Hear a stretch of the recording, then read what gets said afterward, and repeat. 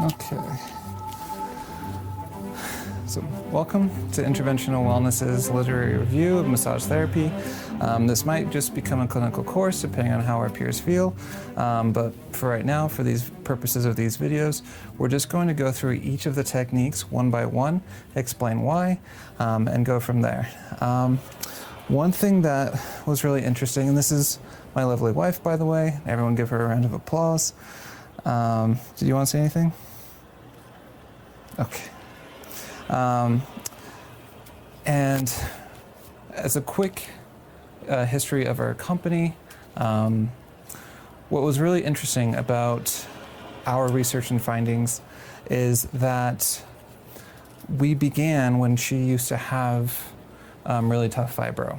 And we went to a bunch of specialists in New York and in other states, and they told us the best that we could do is maintain the symptoms.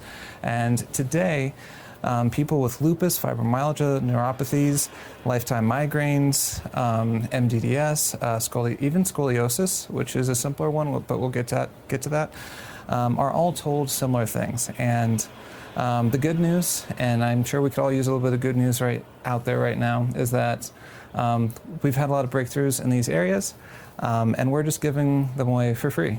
And as a quick aside, before we get into each of these techniques, instead of giving them to you in the order that I tried to discover them at a desperation with 1,500 hours of in-class trainings and cross-country training and research and all that, I'm just going to give them to you in the order in which I found them to be the most effective. And without further ado, here we go. So we're just going through section 7 right now, and and it's presently section 7, could change, but there's a concept in the massage world and the massage industry in general of what's better for clients, relaxation or clinical massage therapy. Personally, in interventional wellness, we say that relaxation between the room and all the other elements that you're doing with everything that we're going to get into, the relaxation aspect of it allows you to get better medical and long-term effects. And the reason is simple. If a person is still guarded, they're going to be tensing their muscles. If they're worried about their stressors in life, that's going to naturally create a tension in their muscle that's going to be fighting the work that we're doing. So everything that we do in massage therapy, we have to consider multiple factors at once, not just the mechanical work that we're trying to do.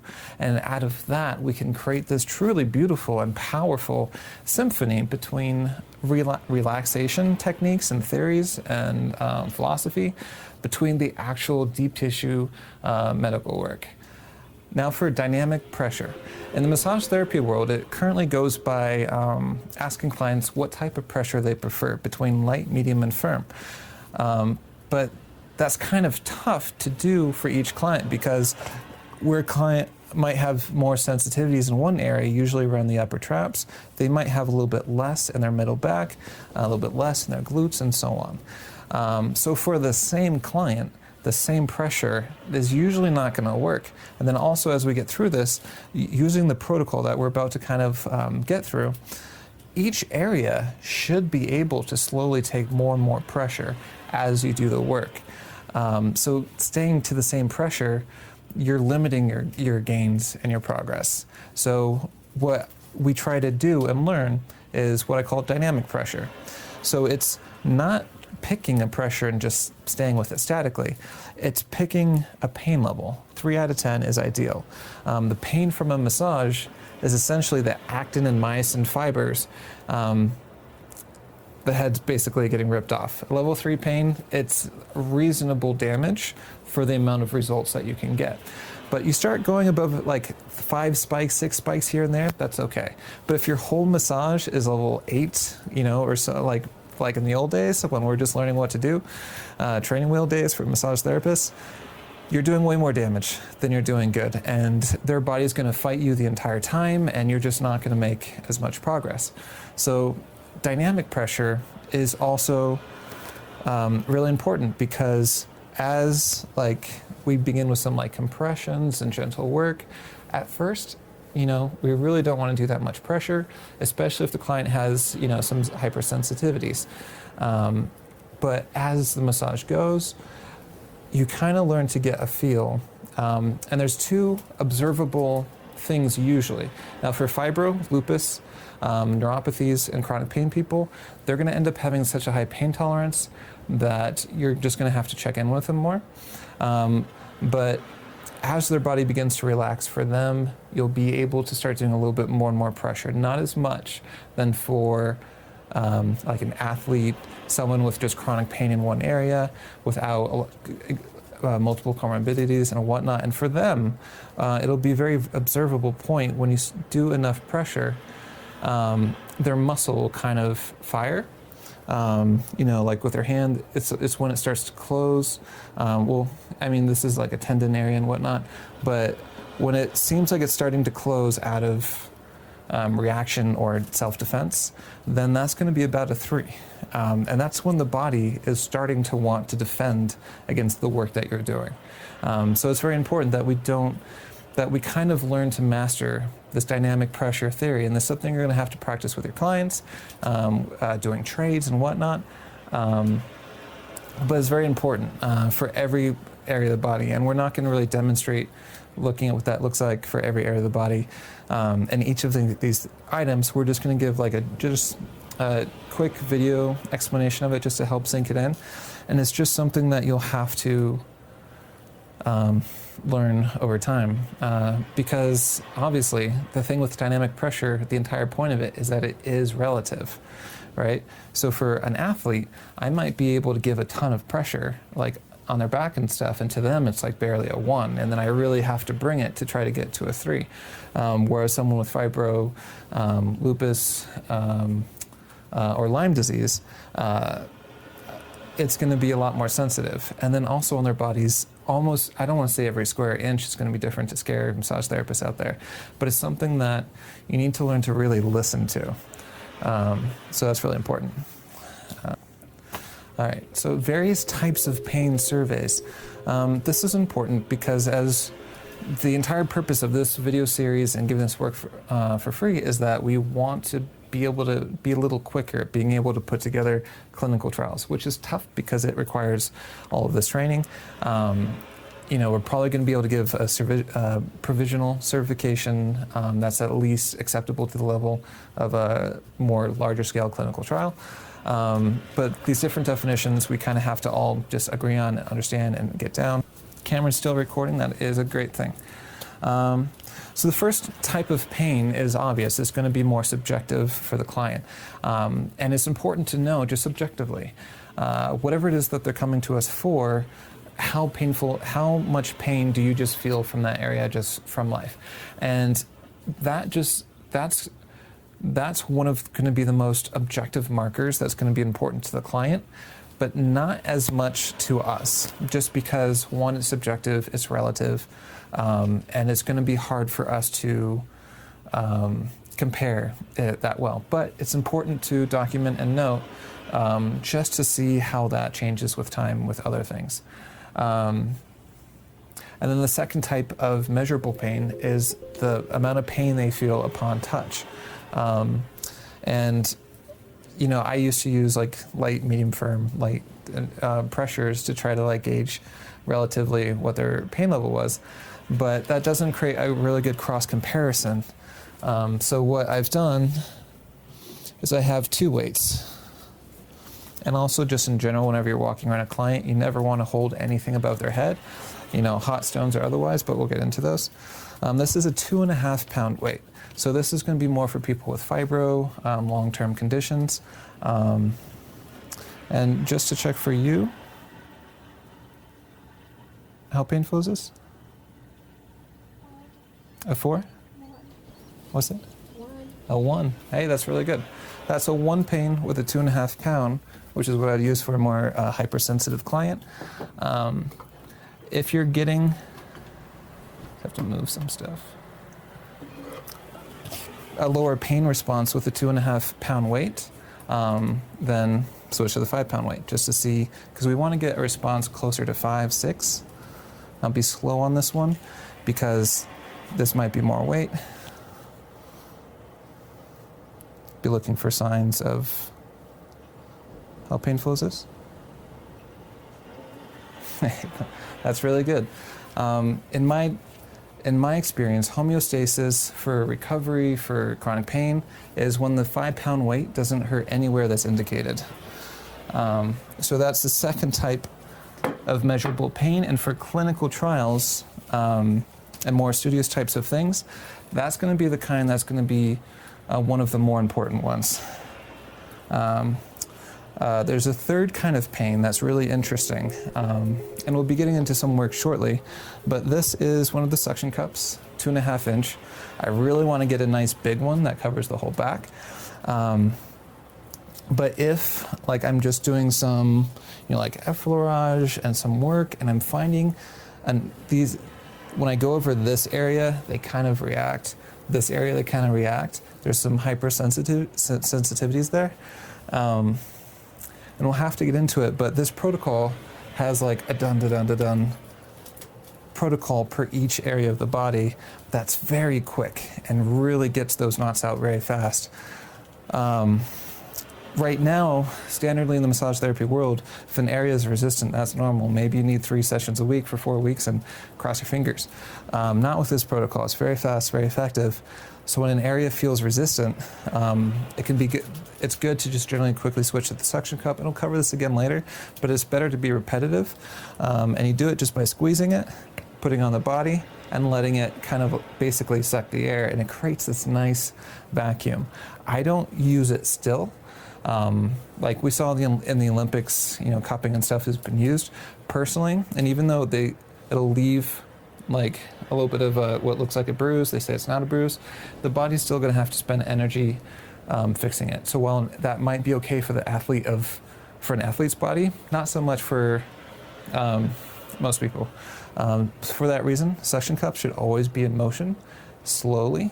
As we'll get into later, everything should be around the speed of rest and digest, which is the speed of a leaf that's slowly falling to the earth. And this all comes together beautifully to maximize results as much as possible. So this third type of pain is just doing a quick test to glide over the person's back. And we'll get into this soon.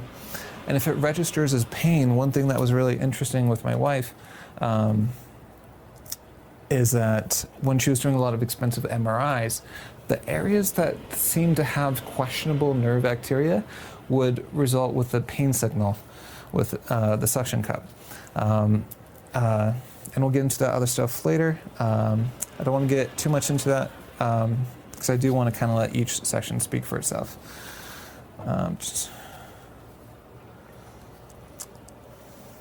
All right, and now there is a fourth type of pain that that I've always known about, and this is just bone and tendon pain.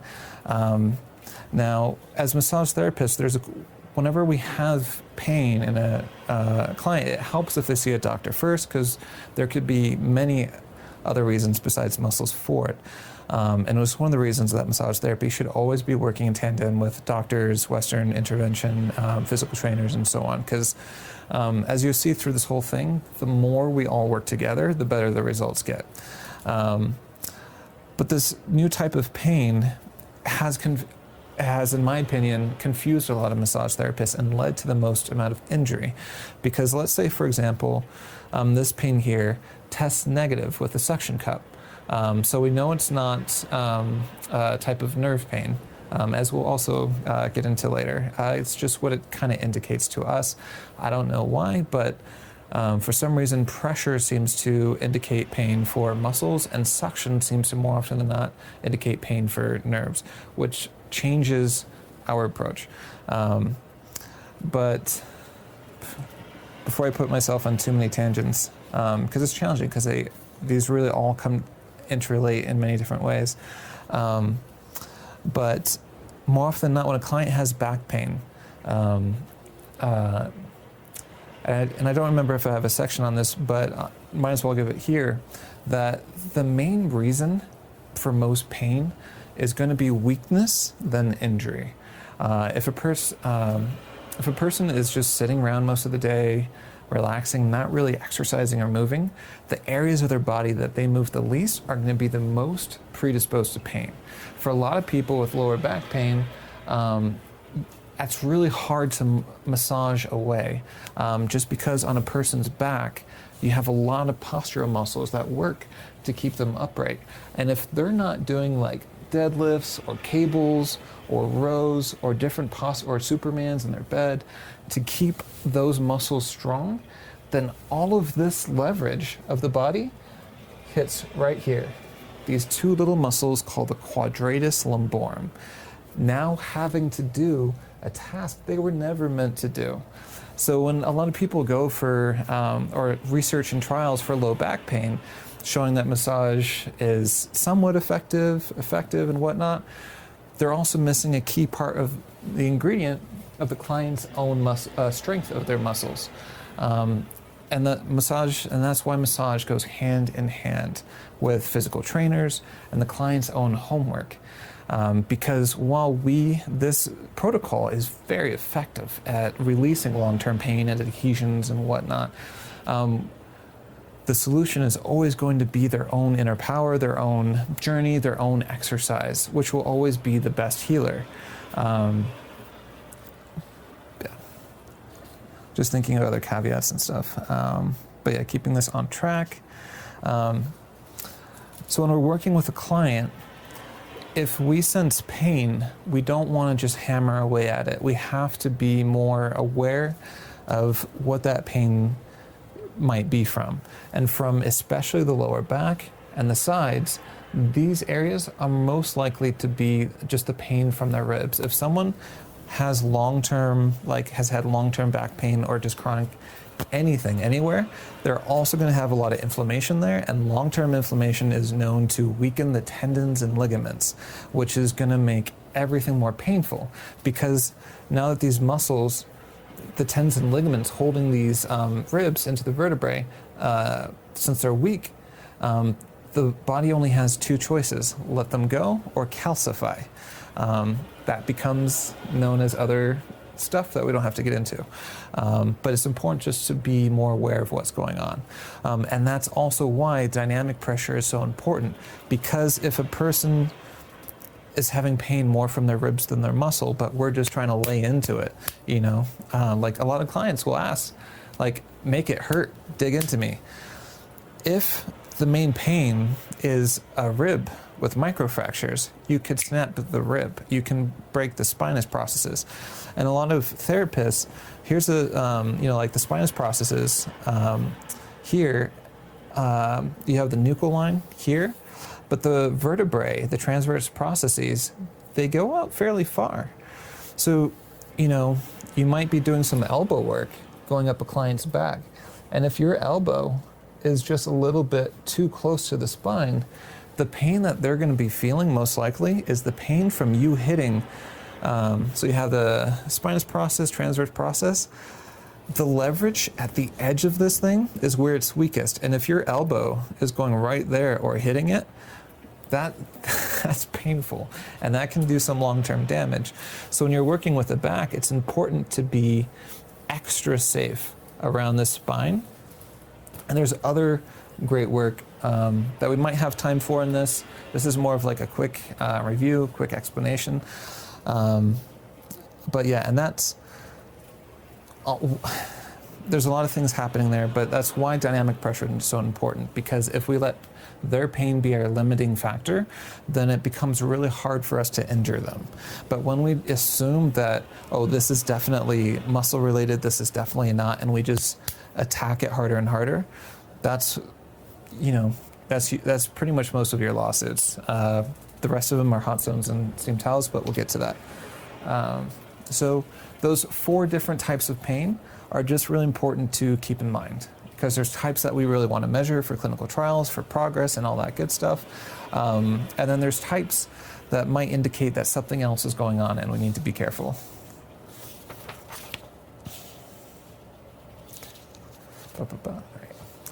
All right, next is massage speed. So with any massage, the speed actually matters a lot. most of us are used in our busy lives that it's like go, go, go, and people are constantly on top of us, that it's very easy in a massage to want to do the same thing and just do a massage like, yo, what's up? But that's not all that helpful. If someone's really stressed and you're just, hey, are you okay? Are you okay? And your motions are kind of fast and jittery, that's gonna work up their stress a little bit. Fight or flight, the system of combat designed for prehistoric times, that's killing us today. Unless you change the definition to eustress, but that's a whole other problem. That speed affects the client more than a lot of us realize. And many therapists are really good at going at a nice slow speed, but this needs to become universal, especially in this kind of a clinical trial. And generally, I find that the fastest a speed of any stroke can be is about how fast a leaf would fall to the earth. So everything should be graceful, smooth, slow. Like doing, if you're working on their shoulders, and I might as well just do some work real quick. I'm gonna pull this back.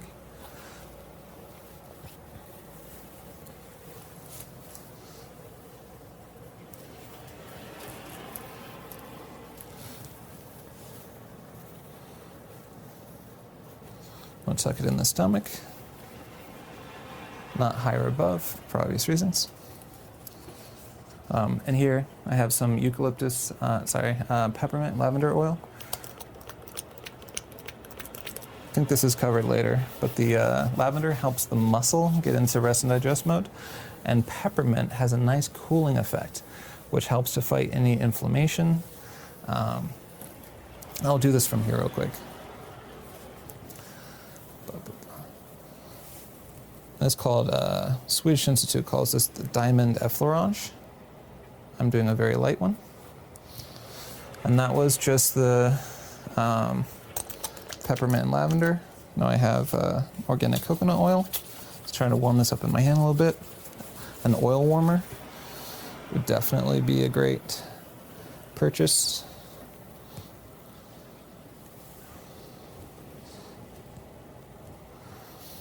So you can see, like with this stroke, I'm trying to keep it at a nice slow pace, but I'm also not keeping the exact same speed either. I like to speed up just a little bit around the shoulders and a little bit close to the glutes. I'm going a little bit slower than I might normally, just because I could feel a lot of tension there.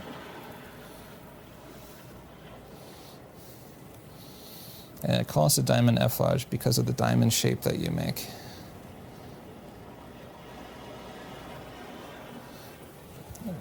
I'm just going to cover you up again. Just keep it warm. So when your strokes kind of follow this law or this principle, it helps the client to get into rest and digest mode quicker and easier. And if you're working on like their traps or something, doing a whole bunch of strokes doesn't mean more work done. And going slower makes it easier to follow the dynamic pressure, not overload them, be able to feel when something's off or wrong so you can correct it or move on if it becomes contraindicated from inflammation, as we'll get into. It just leads for a more masterful, controlled experience. And when you're doing slower strokes, you can really hone in on what's going on with the client, and you end up getting more done with less strokes. So that's just the principle of the speed. Next, as far as massage transitions, it's really important whenever you're working to think of the next thing you want to do as you're doing the first thing. So for her, I'll show you this in a second, I might be doing some effleurage, and then I'm going to be going, okay, I'm going to be asking myself, actually, you know what, I'll just let you hear what I'm thinking. So first, let's just pull this down again. Just going to keep this draping just kind of loose for now.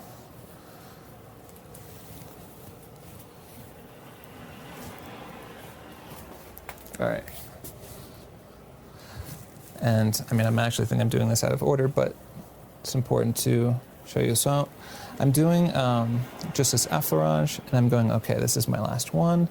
I think I'd really love to transition to some nice shoulder work. So then after I finish this, and on this stroke, I like to give just a little bit of vibration to the suboccipitals. Now I can just flow into some like lovely shoulder work without having to pause.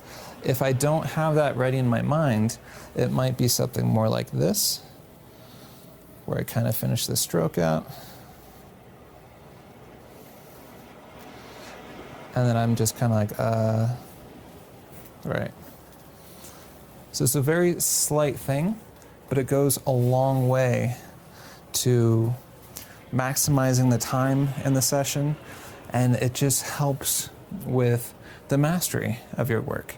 Because when you're doing one work, you want it to just flow into the next, into like, there's another principle of broad to precise. So, you know, you want it to, and while we're also limiting by the speed, it's a little bit harder in the air. You know, so then maybe some back of the hands, right? Maybe it's more of a waterfall that we'll cover, and then into some thumbs in that direction, covered by some effleurage, and you get, I mean, it's very point blank, but you get into this level of mastery, this level of effectiveness with everything else. Some people complain that massages are too boring. And as a massage therapist, it's actually okay to take on the idea that you get bored easily and you yourself are trying to find new ways of addressing the same area. They're going to be very entertained unless they fall asleep. They usually will. Keep in mind, as we have a battle plan of what's going on, keep in mind what your next stroke is going to be, so that you have your transitions just become that much more masterful and smooth. But also, it's really important just to be thinking where we know there's hypertonicity, where it's coming from, what muscles are linked, you know, especially if they have posterior knee pain and whatnot, that we know, okay, we need to work on the hamstrings and the calves, maybe the soleus, and other things where the fascia could be connected to.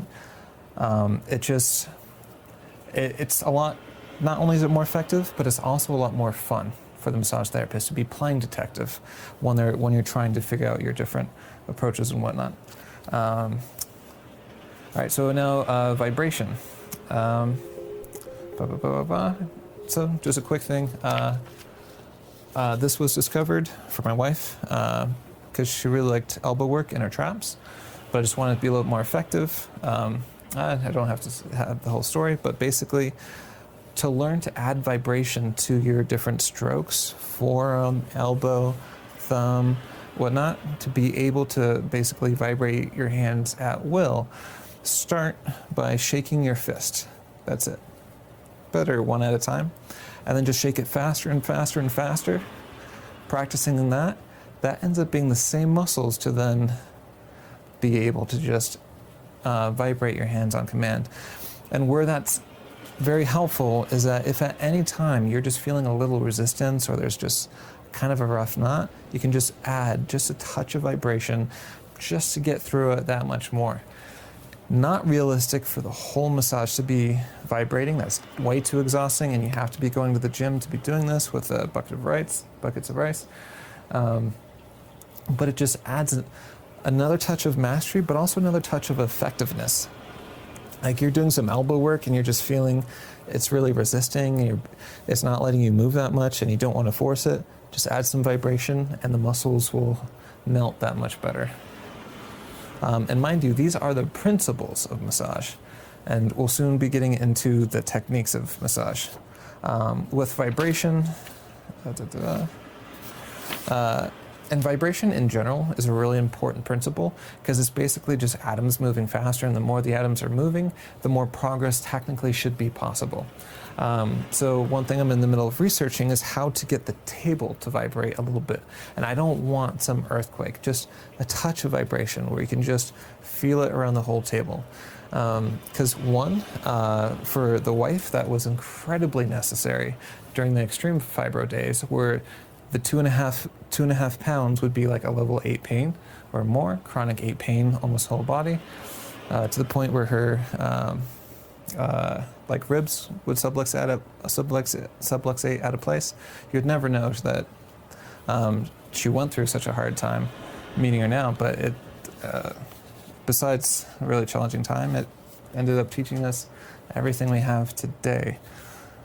But yeah, so this is one of the things I'm currently researching. There's a lot of like micro motors that you can put to the bottom of the table, but then you have to do your own wiring. Yeah, just a current thing that I'm working on. So next principle, broad to specific. The reason for this is that your muscle fibers are much like strands of hair. If you think of a time when someone has really tangled hair, what would happen if you took a fine comb to start with? You're going to take out a lot more hair than you straighten. Same thing with massage therapy. When we begin on a client, we have to assume that there's a bunch of different adhes, actin and myosin fibers together all over the place. And it's better to just start from the outside in. And when we get to the protocol where it's like, I kind of have to remind myself, it's easier for me to just do it, but like effleurage and then some like petrissage, kind of like doing it as I go. Some back of the hand, some forearm, maybe with a little bit of elbow. When we do effleurage, you can like dip your fingers in just a little bit on the way up, just to add a little bit more work and feeling into the motion. And then finally into like stripping with your thumbs, which I use more to find anything I missed than to do the work itself because of how fine of a comb this is. Eventually something like a fascia blaster. It's the final thing just to get some stuff. And then I like to use this for nuchal line work, but I won't be doing videos that I do on spine work and stuff will be strictly behind walls that only massage therapists can see. All of this is for massage therapists, and I don't recommend that anyone try these things at home. If these are interesting to you, then by all means, I recommend that you become trained in massage therapy. There's a lot of different contraindications and anatomy points to watch out for. Just with that in mind, stay away from any bendy bit, anterior neck, inside the elbow, other side of the knee, and whatnot. Just stay away from bendy bits, and most of the time you'll be fine. And again, that's why the dynamic pressure thing helps save you a lot, because if you're in an area you're not supposed to be, that'll still save you. So yeah, just broad to specific is just another thing to keep in mind as we're working, and you'll see how that comes into play when we actually do each of the techniques, how each one gets more and more precise. And what I use to guide me, how long do I need to be on each of the techniques, I think is section 9, is the dynamic pain level. So for athletes, I'm going to be able to spend very little time on effleurage, on forearm, back of hand stuff. I'm going to be able to get, back of hand can be like really good, but with a lot more pressure and with a little bit more influence towards the knuckles, I'm going to be able to get through those steps much quicker on an athlete than I would on a normal person. And an athlete who's really strong, those people, you have to really be ready to bring it. You have to be going to the gym yourself in good health to be able to best help them.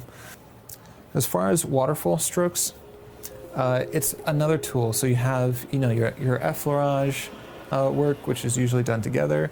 It can also be in circles around each other, following the natural energy of the back. Petrissage, I think we'll get to the other one, but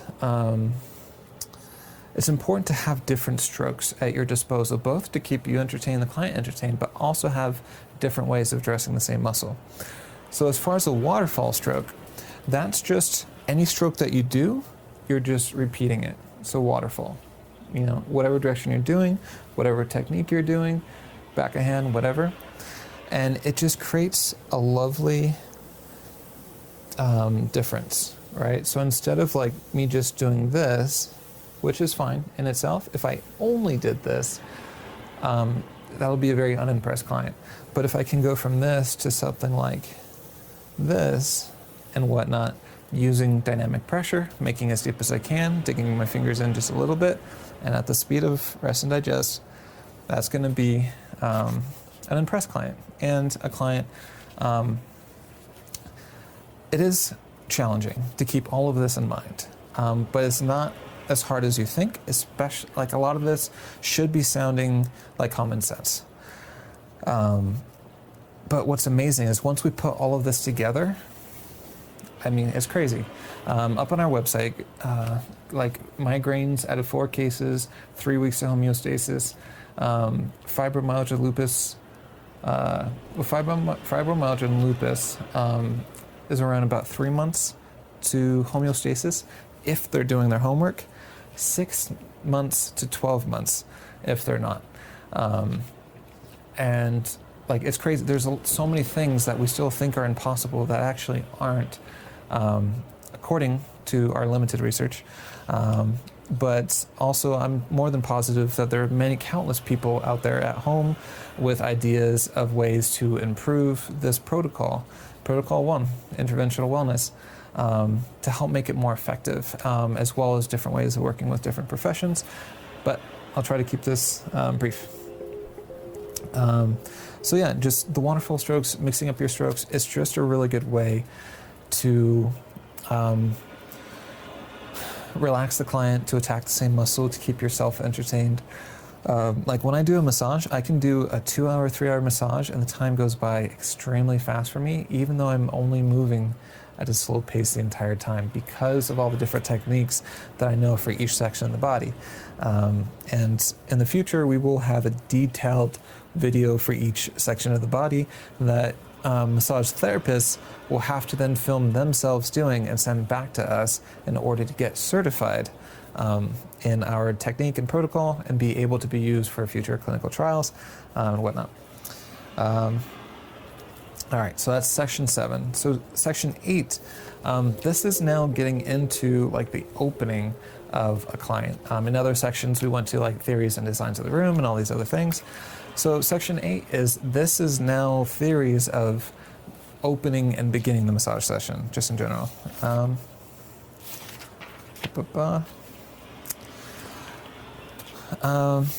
So obviously this is after the intake and stuff, and the first one, 8.1, energy work, is honestly, I don't want to say embarrassing or awkward. Energy work is just a funny one for me. It's one that today I still take for granted, but it is something I used to disbelieve in so strongly that I was pissed at a school for even having it as a side option. You know, I've always, I've had an interesting life, but I've always been fairly practical about things in front of me, so to speak, even if other parts of my life were not so much. But yeah, to me, energy work was just hocus pocus, fairy tale stuff. And section 9 was where we actually get into all of the different techniques, was actually the first thing that I developed for the wife, but it did nothing. The steam towels, hot stones, essential oils, it did very little to nothing. And like all the research out there that massage doesn't do anything for fibro, lupus, Lyme, neurologic conditions, immunodeficiency. Section 8, and for some reason, I'm not, well, I do have theories why, but it was my own Achilles heel for a long time. And that's why I'm excited to continue to do this. Like we had one person with immunodeficiency who was improving by about 0.8 out of 10 in chronic pain, week over week. It's just really interesting to see how this protocol, how much it really helps the client relax. And a quick theory of why that is, and this kind of plays into energy work, is that the each cell of our body, back to our building blocks, has the action potential of 0.3 millivolts. Times it by billions of cells, And that becomes roughly the action potential of about 9 lightning strikes.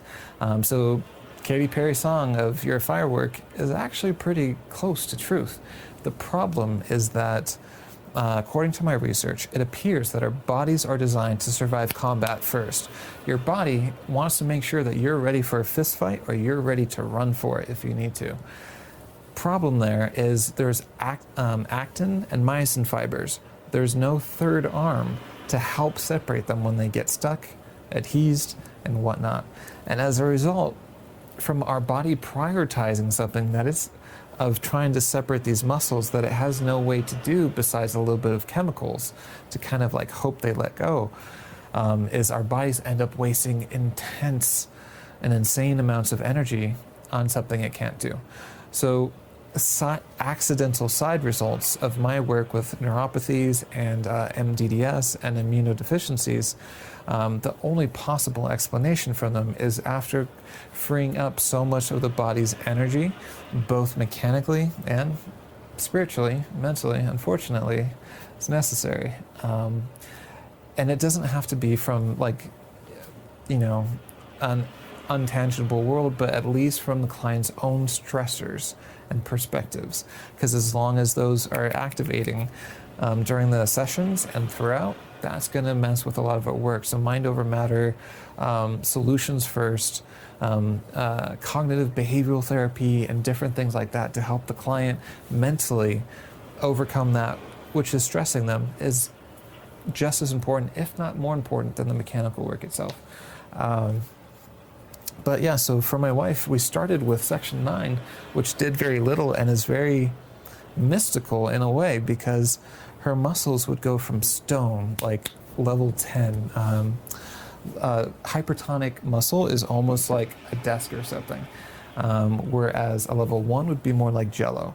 Weightlifters are trying to hit temporary hypertonicity, but long-term hypertonicity, even for a weightlifter, is going to affect their gains and how much more they can do. Recovery of this nature is going to be the best, not only for people recovering from fibro and long-term issues, but also for athletes trying to get to the next level. But we don't have to go there yet. Basically, energy work is the very beginning of the opening of the general session, and it's very simple. And just before I forget, energy work and affirmations, like compliments and whatnot, whatever the person's dealing with, like, hey, it's going to be better. For some reason, adding just those 2 things before section 9 went from 0 results, or at the end of the massage, the stone going from like jello to like hard again, just before my eyes, from looseness to very interesting how much stress can do. Opening with this, for some reason, helped that same section 9 last for 3 weeks. And it's kind of, this is the Eureka section 8 of this whole thing. And it's kind of fascinating, honestly. But to a degree, we all know what negative energy is like. It's when we're dealing with that person online that is just toxic, or when that family member calls that we hate, our stomach turns, our muscles tighten. And in a massage, when we're trying to separate these muscle fibers, limiting ourselves to a dynamic pressure based on the client's pain of 3 out of 10, which is like a comfortable level of pain that still feels really good. It just ends up fighting us and getting long-term permanent results, especially in areas that are considered impossible. Not so much, but just in the world of Reiki, there's like a lot of symbology and stuff, which I have a lot of respect for. But for me, it's just much more simply just a focus. Like right now, my energy honestly feels kind of meh. So if I just go to my client and I give them, they'll feel the sympathy, but not necessarily the results. So for me, there's a qigong kind of motion where it's like a face wash.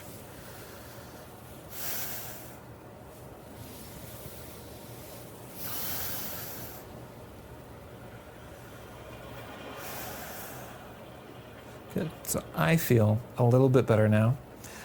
Now I feel I can in good conscious. So at the very beginning, I'm just doing that real quick.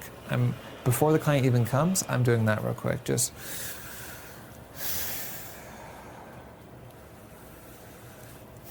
just letting my own stress melt away. Because when my client comes in, I want to be de-stressed myself. Otherwise, what am I selling? So now that I've taken my own stress off a little bit, I can now help give just pure positive energy to the client, which can be done very simply, just trying to feel something pure, something kind, and just sharing it with them. And scientifically, I know this seems crazy. I was right there with you. But there's just something universal. It's like the power of a hug. Psychologists say we all need about 10 hugs a day. That's Reiki. That's positive energy. Unless the person's an ass, then it's negative energy. And it goes a long way to helping the client relax. Just feeling a non-hostile touch. All the books about the power of touch is kind intentioned energy. That's it. And when the client feels that, it helps their bodies neurologically understand that they don't have to keep their defenses up. They don't have to keep fighting. At least that's my own best reason for it. And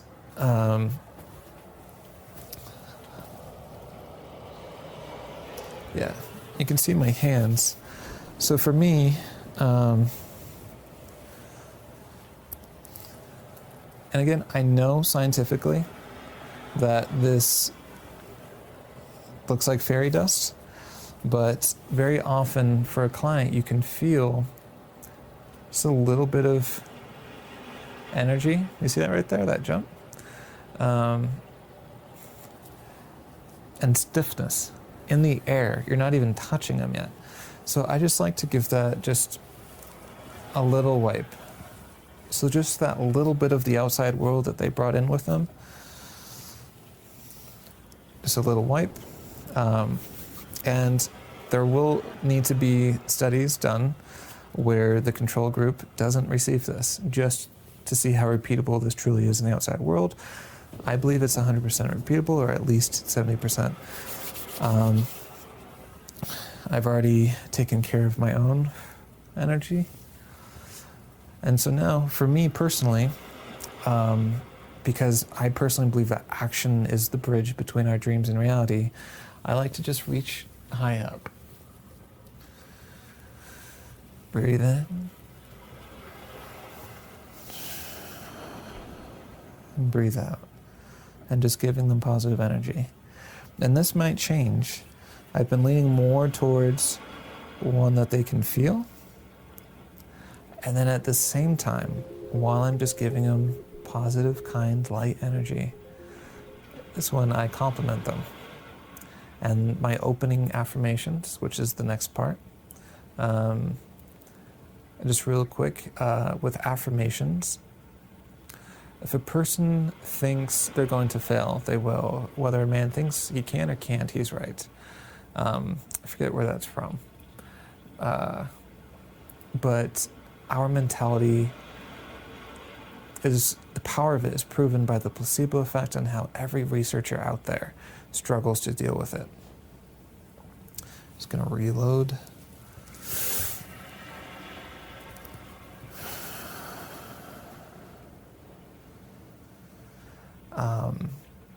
Like our mind is powerful beyond imagination. And literally just believing that something can work is itself, like I think it's a 30% factor or 30% powerful or something along those lines. Like it's fascinating. billion-dollar industries are always challenged to try to overcome it, when, in my opinion, it's just another powerful ally to add into the mix of everything else that we're doing. And with that in mind, affirmations are really important, and trying to get our clients to do them. The most powerful are affirmations into a mirror, but they're also the hardest to confront. But I know for me personally, the days after I do affirmations into a mirror are far more productive than other days. I'm feeling more heat, which is good. When you start feeling heat, it's like it's working, essentially. You don't just feel that, not just the normal heat you feel just from contact, but there's another type of heat that you begin to feel that just lets you know that something's happening, and that's a good thing. But yeah, so at this point is when I'll do the affirmations for the client. Let's say in this case, I asked her what 3 things she wished were more true, and she had said, I wish my finances were better, I wish I had more energy, and I wish I had more time to spend with my family. Then I would go something more along these lines. You are safe. You are strong. You constantly overcome. You are the calm and the center of the storm of life itself. And your stillness and the power of your love and your light help to bring peace and prosperity to everyone around you. You are the calm waters moving down the river, not caring what rocks or boulders are put into your way, as you just keep moving around them, peacefully looking for solutions. And as time goes on, and then this is the part where you add it, as you feel yourself getting stronger, your center building, you begin to feel your energy increasing more and more, gaining more and more mental fortitude, and thereby financial success, where you're more and more pain-free and able to live more and more of the life that you want. And ultimately, your entire family tree is blessed with peace, prosperity, happiness, and good fortune. And ultimately, you're awesome just for being you.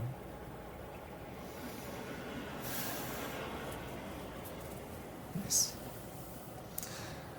But yeah, so for a lot of clients, what's really interesting is, even though that opening part might look and feel like fairy dust, you can often get a client's muscles from like an 8 in tightness, which would not be a pain test, but just a test for the massage therapist to look out for, of how hypertonic those muscles are.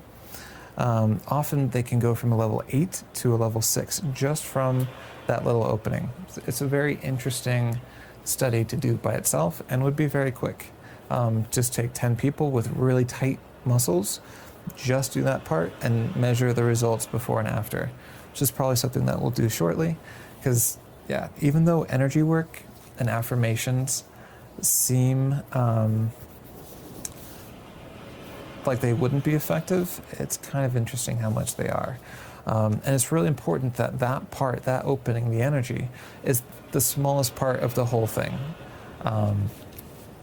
One, because of the placebo effect will work against you if too much of the client's time is taken for something that's considered light work.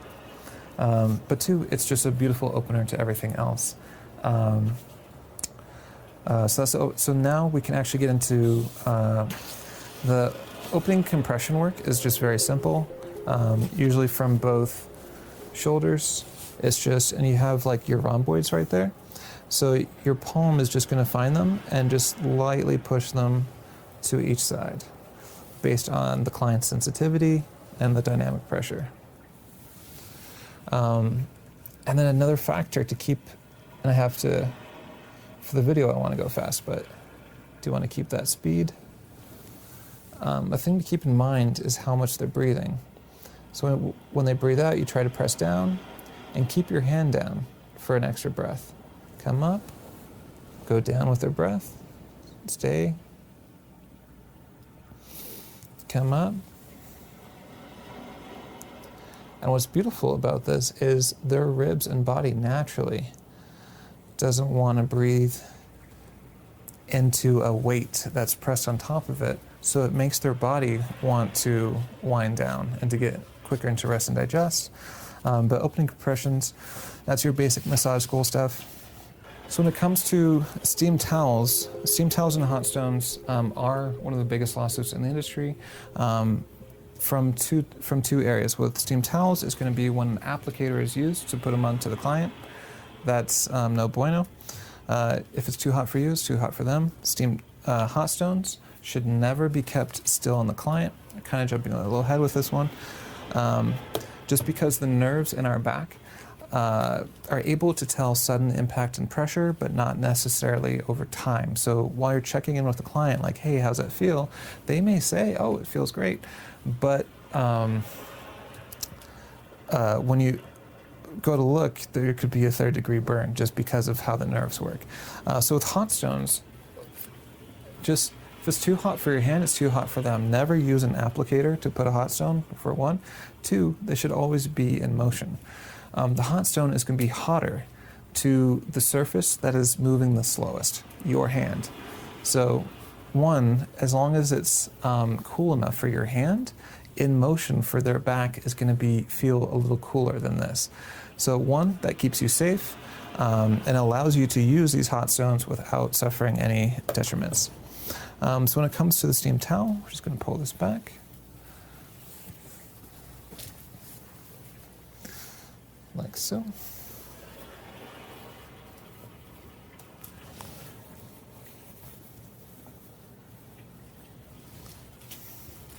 Now these have been in here for a while. I have this one on the bottom just to make it faster, but I know it's going to be hot. And so what I try to do, I don't know if you can see it, but there's a tag right here on the towel. I like to pull that just because the rest of this towel is going to be super hot. I knocked another one out of there. It's better to keep these all just rolled up for a day, but when I have a single client or when I'm just doing a video, I'll just usually put it flat to make it fast. So first thing, you're going to have to wave this out. It's kind of like a pizza.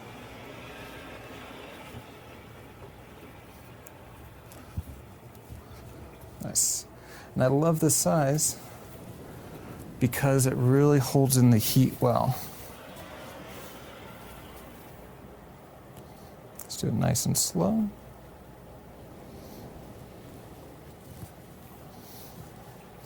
Put it here out of the way. Make sure I don't put it on the sides too much. And then just give some beautiful compressions. Through this, it can be, while my hands are slow, I'm going to be rolling through this technique pretty quick. And I'm already mapping out to finding where there's pressure and trigger points I want to work with. There's a lot more up here than anywhere else. So I want to just give her, this is kind of like the cat kind of thing. So a little bit of love in this area. Transition, keeping the speed slow. And here I like to really quick go to the jellyfish hand position, which feels amazing. If it's a client with high anxiety, I will not add vibration because it's just too much stimulus. If it's more average or a routine client, then adding a little bit of vibration to this can feel amazing. I do a little bit around the ears. This is her posterior, just around her ears. Temples, anterior ears. It's a little bit of pain there. So a little bit for the ears themselves. One of the things that I missed out of the first version of the review was reflexology. And you don't really have to know reflexology, just massage their ears, hands, and feet, and you'll get a lot of the points. It just helps to know the Chinese dedicated version, not the human version. And also, you do have to keep it, be careful with people's hair, make sure you're not making it too messy. Don't go too fast. But it's a beautiful hand position. Just a little sweep, just to be conscientious. By about now, the towel will be cooling down. And we don't want to just rip this towel off because they'll get a gust of cool air. We want to, as we lift the towel, we're following with another. So they'll only have some slight moments of coldness, but not too bad. I'm just going to keep this here. I'll put this there. So we have this back that's beautifully been loosened with our hot towels. And now that basically ends section 8. And then we can get into section 9 of the actual work. All right, so section 9, we're going to do this as a straight shot where it's hot stones, number 1 is going to be effleurage, of course. Then hot stones, love hot stones. We'll get into them. Petrissage, forearm work is great. We might actually skip forearm work. No, we'll throw it in. So, and then back of hand, elbow, deep tissue, muscle stripping, fascia blaster, suction cup, cytotherapy, depotment. All right, so we're just going to do a straight shot on the back of all of those techniques combined, just so you can see how it would generally flow, and to also make this video not take forever. All right, so I got my lavender and peppermint, which is very important, again, for helping the muscle to both relax and to help our work. Just noting some extra little tense areas. Let's give it a little love. Standard oil. So this is our opening effleurage, just at the crest of the ilium. No further than that. Even less if the client mentioned that they're uncomfortable. Is this painful here? Right there? Okay. So whenever you see that jump, that's really important to take note, because now when I go over here, I'm going to skip that area. And also, like we're talking about earlier, hypersensitive, I'm going to quickly check with my suction cup at not full pressure, half pressure. Any pain? Okay, full pressure. Any pain? Okay, that's great. If that registered as painful, that would basically change to a fibromyalgia protocol. And when that registers as pain, it also tells you that you're not going to be able to get that pain out in this session. That did not register positive with the suction cup, so we will be able to get this spot out right now. But also, remember, broad to in, so we're not going to just go for that. We're still working on the more broad thing. Hot stones, never over the head, always over the body. They're a little bit too warm, so I'm just going to cool them down a little bit. All right, she's going to feel my hands first, so there's no sudden surprise. And then this hot stones are just going to glide, scoop in the neck, get some of that supraspinatus muscle, some of those cervical muscles. I'm going to go down the nuchal lines with very light pressure. No dynamic pressure, just very light on that one. And now that these are a little bit cooler, I can do them flat. It's a little bit too hot for you? Okay. And there's additional thing you can always do. Let me see your hand. How's that feel? A little bit too hot? Okay. Because her hand will tell you if their body is ready for it or not. And then let me do this. Let me see your hand. How's that? It's okay? Just a touch warm? All right. So if it's a touch warm, it just means you have to go a little faster. So I won't be able to do the flat thing back. But by listening to their muscle jumping like that, you can really follow their sensitivities well and help them just be able to enjoy the experience as you're doing better and better work as time goes on. A little bit of a waterfall. Now I'm keeping in mind this is a sensitive side, so I'm going light over that side and a little bit harder on the other side. Let's get those scapula muscles. There we go. Now we can do this nice, lovely flat thing. Now notice I switched my hands. So from here, I want to use the ends of my hands, but here I want to switch to my palms just to be able to get this area. And I'm not going right over her posterior ribs. I'm going light right there where the rib is, just to get in there.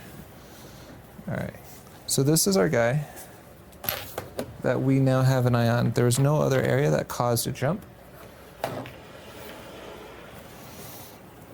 But we also don't want to just attack him right away. So we did our hot stones. Now I'm just going to do some petrissage to the area, to her shoulder area, lightly getting one of her anterior scalenes. And again, dynamic pressure will help you a lot, and a little bit of vibration. Because you really don't want to put that much pressure there. Got some supraspinatus action. Is that tender? Okay. That's now going to be, so these spots are areas that we're going to be focusing hot stone work on. Okay. A little bit more petrissage. And I don't want to use too much time on the other stuff, but I don't want to just jump in either, because some of this other work is just helping to get the area to relax before we go in. Any tension here? Just a little? Okay. All right. Now we're ready to start honing in. I'm going to add just a little bit more essential oils directly to those areas.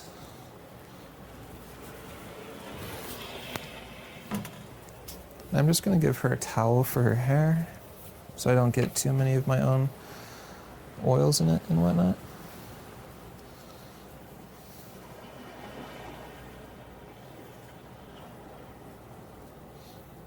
Nice. And then you saw for when it's a low jump with like a hot stone or work, then you can just kind of incorporate it and just keep going and keep moving. But because it's a sensitive area, now we can get more focused. I wouldn't even do forearm work yet, because these areas, I'm going to start away from the site, just so the body can kind of get used to it, going very light over it. And then I'll slowly use more and more pain, and I'm watching out for any tension in her arms. In massage therapy, there's also moves that are mechanically very effective, and then also moves that are more just feel great. This is more mechanical. It feels good, not as great. So I'm just going to mix it with a stroke here and there.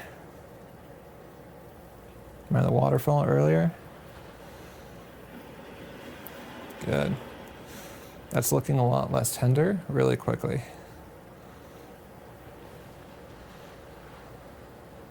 I'm also keeping in mind of the width of the vertebrae, so I'm not going to do pressure towards it. I'm going to keep my pressure straight down and away. Often they might have pain from muscles attaching to their vertebrae, but you never want to put any pressure on the edge. That's a microfracture, which is waiting to happen. All right, so this one is looking better. Now I'm going to go to this one. Because her back already got used to this hot stone, I was able to now just dive for this one. This one is more tense. I'm going to broaden it out. Just go for this little neck muscle here. It's a very lumpy muscle, a little bit right here.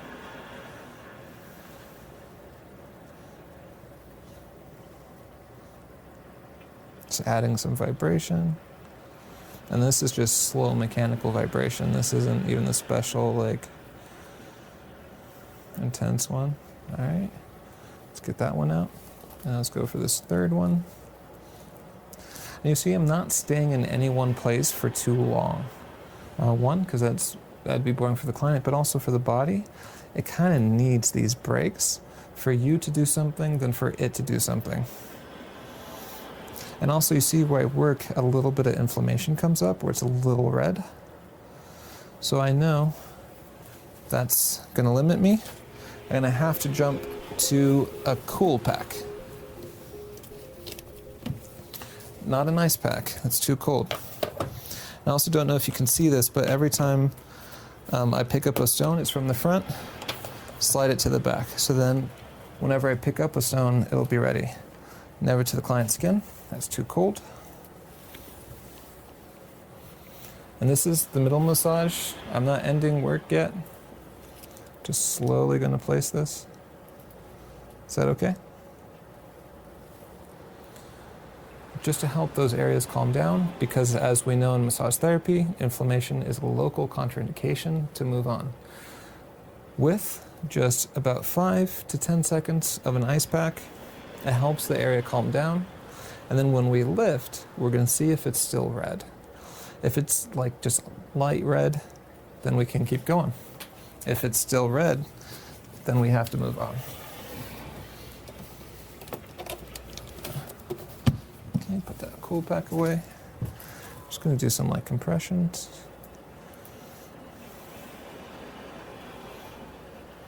Okay, just going to pull this back. I don't have to pull this back as far because my working area is very specific now. As we're going from the outside in, keeping a certain temperature, a certain speed, a certain pressure. So a little more coconut. I'm just going to use a hot stone to warm up my hands a little bit.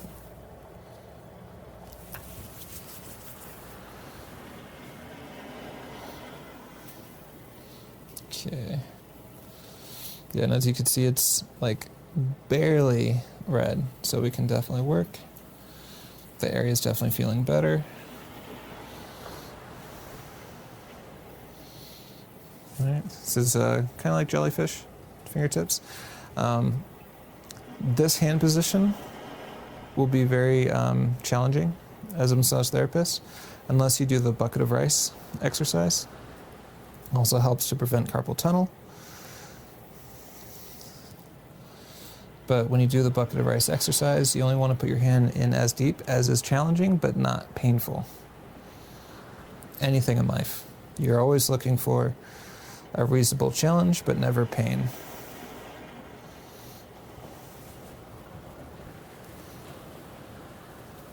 All right. And now, so we're trying to go from the outside in. And now I'm just going to add a back technique, which is cross-spinal friction. We don't want to go into the nuchal line because of all the nerves that are coming out and we're more likely to pinch them. We're going across the spine, but we don't want to go too far from the spine And I don't want to do this for too long, so I want to keep this more on our more advanced videos. But she just needs it right now, so you get to see what this looks like. I'm keeping the pressure light, and I'm just going to keep my fingers here for a little bit. And again, I'm very careful to not get too far away from the spinous process, because that's the edge of the vertebrae.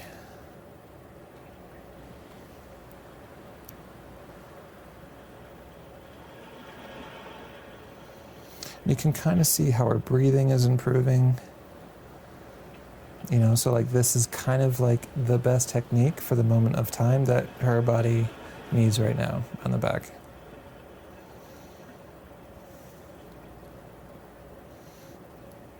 All right, that's pretty good. When I end this technique, instead of just taking your fingers off, I like to pick them up a little bit and then spread them. Then a circle, just to help, you know, end the technique. You can see the redness from what I did. Again, I'm very careful to be going across the spine, not into it, and not too far from the middle.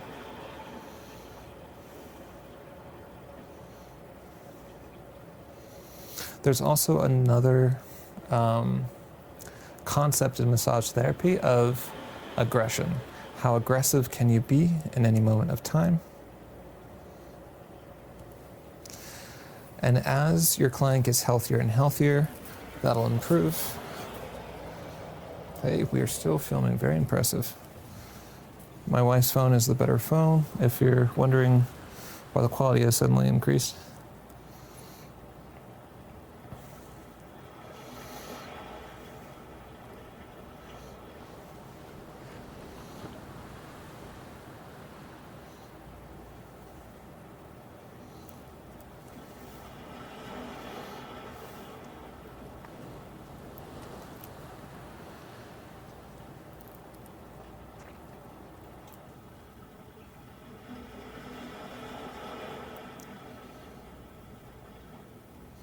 Okay, pick them up, spread them, circle.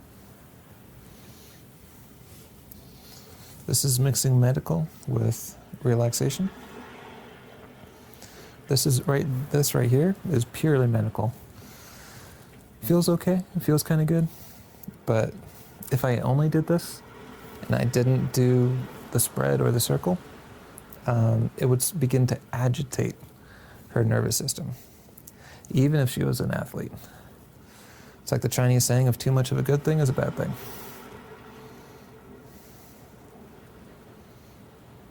Good. And also you can see how she's more relaxed now as well. And that's going to mean I'm going to make more progress for the same amount of time. From the opening, from the beauty of the room, from the sound machine. It's all helping to get to this moment. Lift up, spread, circle. Okay. Do the effleurage. Just a little bit there. It's a little bit of pain there. I'm going to remember that for a hot stone. I'm going to do a muscle strip to check out how these muscles are doing. No jump. That's great. So now just do this as a little bit of a massage. Doing this with your thumb will hurt it over time unless you're doing the bucket of rice. Again, very important, because it allows you to do things like this without any consequences. All right, so just going to get some hot stones just to help warm things back up. These are, right now, these are hotter than what she would like at a slow speed. So I'm just going to have to go a little bit quicker than the falling leaf speed until it cools down.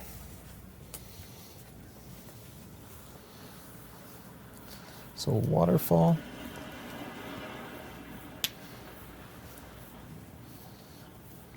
This is one of the times where you can go faster than the falling leaf, just because of how amazing hot stones feel, especially when used in a waterfall like this.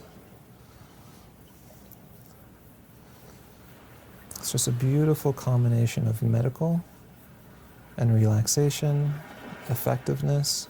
I'm just going to give her a little bit of hand just to mix things up. Going to get some nuchal line action. Oh yeah. Really relaxed now. Her nervous system is happy, but also because it's looser, I have to be extra careful not to leave the tracks, so to speak. Okay.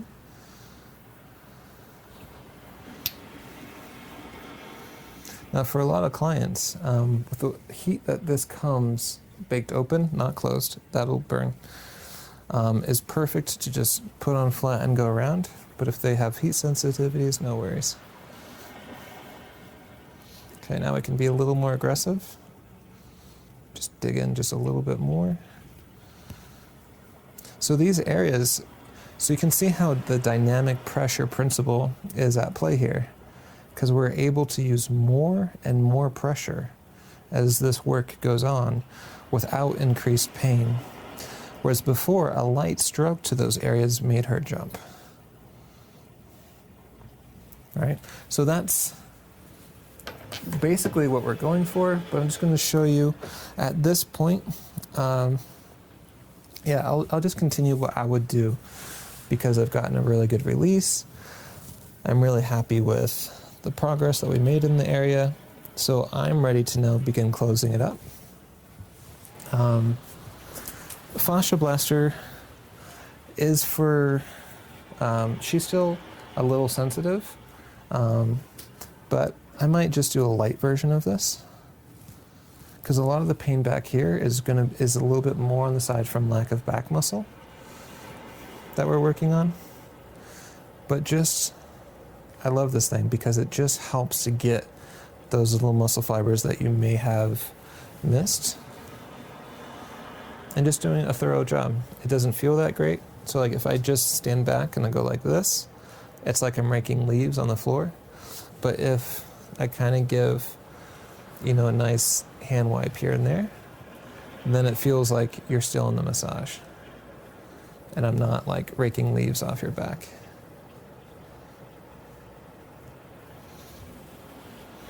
There's more advanced things you can do with this, but that's definitely going to be behind a password protected wall. And then I like to always do suction cup on the back. For people with fibro, when this results in a pain, it tells us where to focus, do a general protocol, try to get some general release in the area, and move on. Do you have some pain here? Okay, right there? All right, that's going to get more hot stone.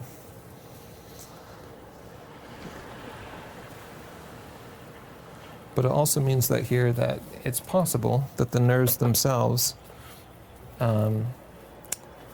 are having a rough time, so to speak, because they, branch out and whatnot, and they can get damaged just like muscle fibers can. But with what I've noticed with this kind of a work, and I'm just gonna use my thumb to help me navigate. I've already done all the outside in work, so I can just go straight to it. And hot stones, if you guys have seen the SNL skit, I have a fever and the only prescription is more cowbell. For me, it's more hot stone. There's an issue, just a little more hot stone. And it doesn't even have to be very hard or thorough. For an athlete or someone with, a higher pain tolerance, generally, especially in fleshy parts of the body, can give more pressure, not so much on the spine. The spine should always be limited to no more than 2 pounds of pressure. No one's spine needs more than that. And at that point, you're just risking damage to them. Another reason why it helps to have 2.5 pound and 5 pound weights in the practice, because then you can really feel with that amount of pressure. And this is actually more like 1 pound of pressure. You really don't need that much. All right. I know that would be enough to help that area out for this massage session, even if see how it registers. Any pain? All right, very cool. resolved within 5 seconds.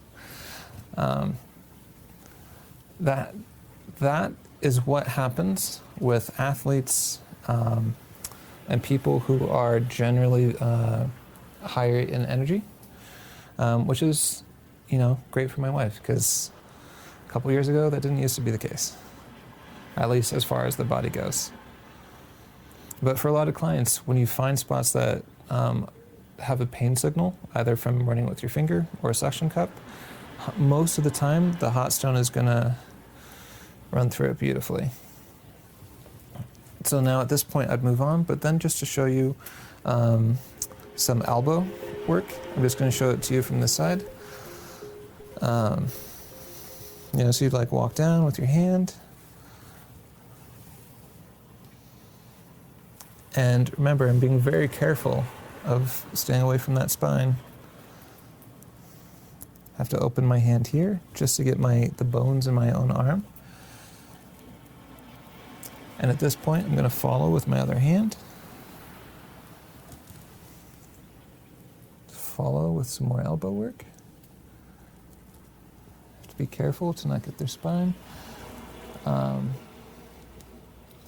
And going very light over this part, and then in, and now uppercut. Right around like the lateral edge of their scapula, soft part of my elbow, going down, ilium, going back up, turning my elbow before I get to their scapula edge, making sure I'm away from the spine, and you get this never-ending loop of forearm. I'm adding a little bit of elbow now, which feels nice. And then up here to the scapula, just one more time. Remember, kidneys is right in this area, so you don't want to go too hard. And a lot of the pain from lower back pain is going to be more from lack of postural exercises. Just going to do a circle. You also have other techniques like this where you squish them together. But you want to go easy on this one, because if they have a lot of inflammation, their ribs are not going to be as tightly into place as they might like, and you can actually pull them out. All right, just keep my hand on them. I'm just going to do this other side real quick just to keep things balanced. Down. And even by real quick, I have to keep myself limited to a certain speed.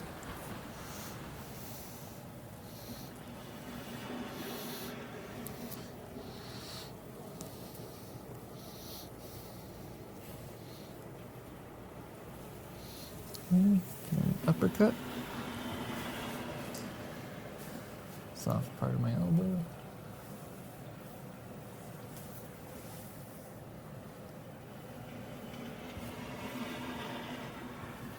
And it really is a beautiful, never-ending combination of forearms that I highly recommend.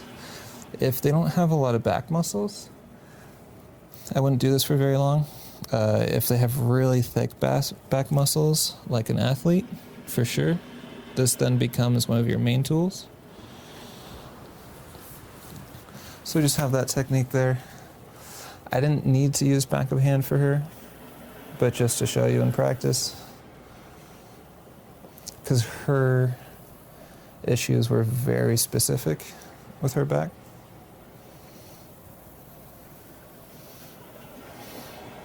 And then finally some muscle stripping. The areas that used to jump are no longer jumping.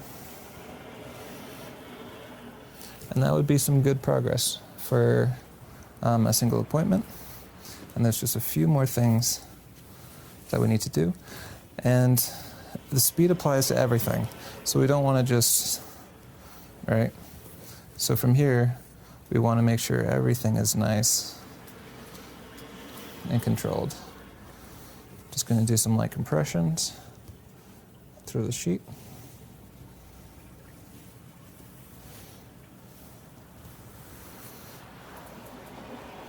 And this protocol does have a little bit of wiggle room where you can use some of your own techniques and whatnot, but the idea is based on pressure, based on speed, working from the outside in, using heat as needed, switching to cool packs as needed, being as aggressive as their body feels like it'll allow. And then lastly, dependable. Dependable is a really interesting one because most of us out there know that if you do weightlifting, you will both increase the strength of your muscles and your bones, tendons and ligaments and whatnot. Problem is that they will strengthen much slower than the rest of your body. And what's interesting about them is when the rest of your body is really hypertonic, inflamed, and you have a chronic whatever going on, to the point where most of your ATP is going into jobs your body cannot handle. An additional interesting thing tends to occur,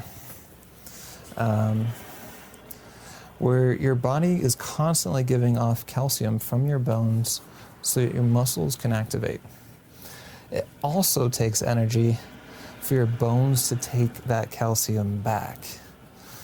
So with disintegrating bone conditions, a lot of the time, it's at least in part going to be caused by lack of energy from prolonged inflammation and hypertonicity of the muscles.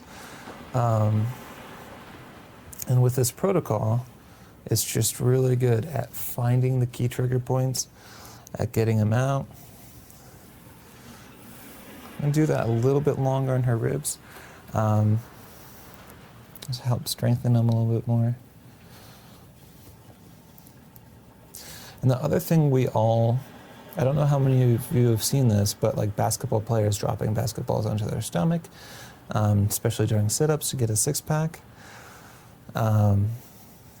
Same principle works a little bit for our bones, tendons, and ligaments. And the problem with like our ribs and like our joints and whatnot is a lot of the times that pain is from the lack of strength of the area that I'll have to cover this by itself, probably put it earlier. But if our body doesn't have the strength to do what it needs to do, it only has two choices: break or become add more calcium, add more rigidity, get hypertonic. One of those, it has to do one of those two. So, so I guess real quick again, that's why strength training is so important to the client's health and being able to prevent pain. But it comes into this interesting area, an unfortunate area where, let's say my elbow is killing me, and let's say I've applied these other principles and my muscle is generally strong, so it's no longer the problem. My elbow is going to keep me from working out. Gentle tap potent will help to make those tendons and ligaments stronger, so that I can then be less hampered at the gym. It gives the same effect as wearing like an armband or something, but those are dangerous because that's training your body to be stronger than other parts are ready for. Its own other thing. But that's basically how Protocol 1 looks, and why, some of the why behind each of those different tools. Now, how each of the body looks is going to be obviously different. Like with the glutes, it's going to start with compression around the glute, because we don't want to just go straight to the belly of the glute, because we just want to kind of like prepare the client for what's happening and through the sheet. And then with the draping, then it's going to be same sex. It's okay to use the palm of your hand, but generally it's better to just use the back of your hands to apply your different products. And then that's a very quick back of the hand. Hot stone feels amazing, getting some vibration in there. Absolutely beautiful work, especially when you're getting the like piriformis muscle. If they have sciatica pain, you want to make sure that you really help to like just do some compressions up here. Get that like sciatica, piriformis area with the hot stone very gently, and whatnot. But we'll have different videos for each of the body parts later.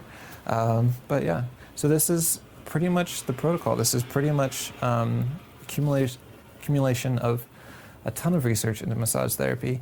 And this is just for you, the massage therapists out there.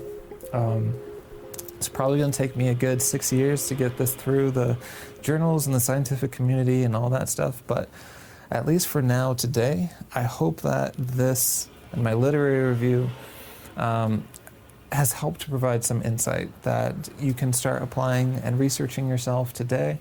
And for any of you out there that try this out, let me know how it goes. Let me know if it helped you get improved results with your clients. Let me know if you have questions with any of this stuff.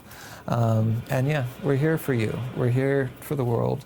And it's only thanks to people like you that listen to this, that share this, because this is exciting news. This is good news. Because of how effective it is at reducing pain in people. And the better we can reduce pain in people, the less crazy people can be out there. It's almost impossible to think of other people or to think outside of your own cognitive biases when you're in pain, when stress is kicking your butt.